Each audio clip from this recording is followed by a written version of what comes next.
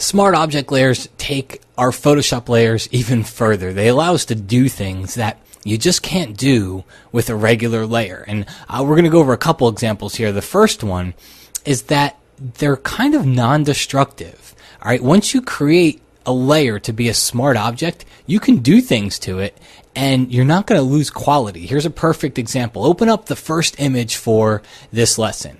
And I'm going to make a duplicate copy of the layer here. And let's go under free transform. So just go down to edit free transform. And I'm going to make this copy really small. All right, tiny, tiny, tiny. Hit enter or return. Now I'm going to go back into free transform. I'm going to make this copy a lot bigger. And you can see the problem that we have. All right, we got blurry, jagged, pixely photo. All right, and you'd expect that because you just can't do that to a photo. You can't make it smaller and you can't make it larger again. But with a smart object, you can. Okay, so I'm going to go back to my original layer here. I deleted the first one. The easiest way to convert a layer to a smart object is just right-click on the layer and choose Convert to Smart Object. You'll also find it under the Layer menu, under Smart Objects. But honestly, right-clicking over here is just a lot easier. So now let's do the same example. Make it smaller. Got it. And then make it larger and watch what we get. See that? So we did not lose one bit of quality in this image because it's a smart object. And smart objects remember what they looked like originally. All right, so you don't have to worry about transforming this and doing something to it and losing quality in it because it knows what the original image looked like. The only thing I can't do in this example here is make it bigger than it originally was. So it knew that it came in at this size. I couldn't make it smaller and then decide to make it totally larger after that. I can only go as large as it was when I first converted it to a smart object.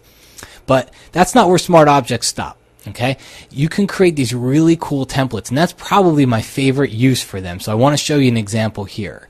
We've already converted this to a smart object. If you didn't follow along, go ahead and right click on it and do the same. Convert it over to a smart object. Then what I'm going to do is make a copy of it, Command or Control J. And I'm going to free transform and just hold down the Shift key so it keeps your proportions constrained here. I'm going to free transform. I'm going to make this one smaller.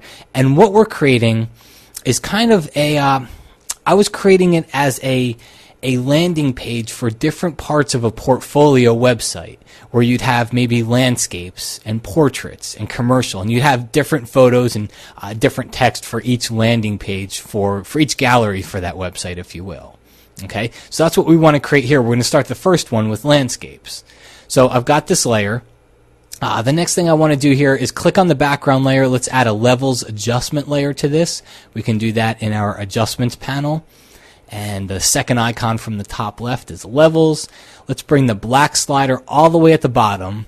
Let's bring this over, and you can see it's lightening the photo that's underneath. It's almost creating like a screened version of this, and that's what we're looking for here. We're looking to take focus off of that bottom photo. All right, so I'll leave it at that because I've got my levels adjustment layer in the layers palette.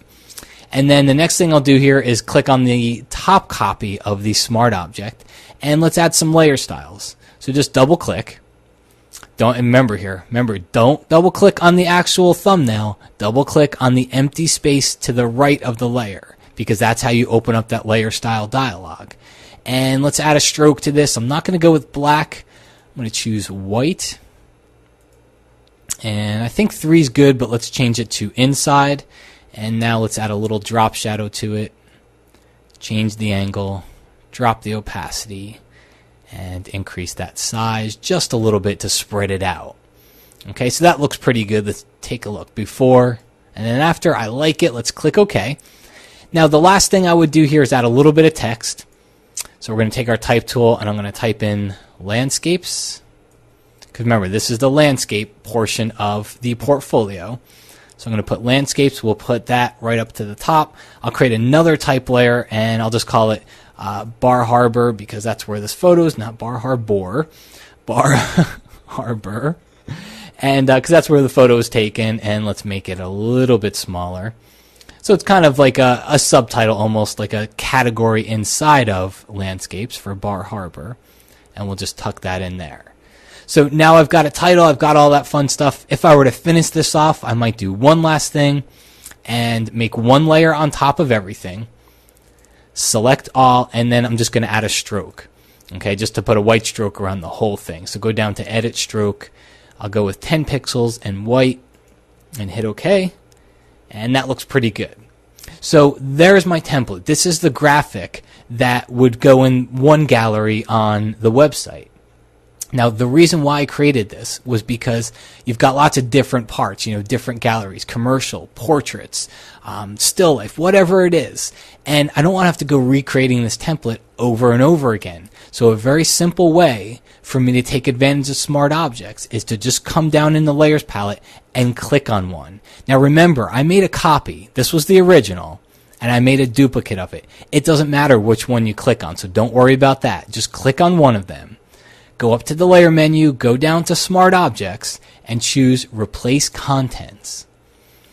When the dialog pops up, just go find the other image for this lesson. So this was lesson 20A. Let's go with lesson 20B here. Okay? And hit place. Watch what happens. Check that out. So Photoshop went in there, and it not only replaced the photos, which by this point, hopefully you kind of expected that that's where I was going with this. So it not only replaced both photos, not just the one, but it replaced both layers because remember, we made a copy. So it was smart enough to recognize that. It replaced both photos. It kept my adjustment layer right where it was. That's why I had to use an adjustment layer. If I didn't use an adjustment layer and I just used levels permanently, it wouldn't have worked. So I had to use an adjustment layer. It remembered the adjustment layer. It remembered the effects that I had on the layer. Remember how I put the drop shadow and the stroke? It remembered that. It remembered that I scaled this layer. It remembered that I made it smaller. So there was the original sized one, and then it remembered that I scaled this one. It kept my stroke. It kept all the text intact. Now all I would have to do is maybe come under here and change landscapes to commercial. And I could change Bar Harbor and all that fun stuff. And what I have now is another image that I can use for that website without having to recreate the whole thing. And you can save this as a PSD file. Just come up here, hit File, Save, go in there, save it as a PSD file.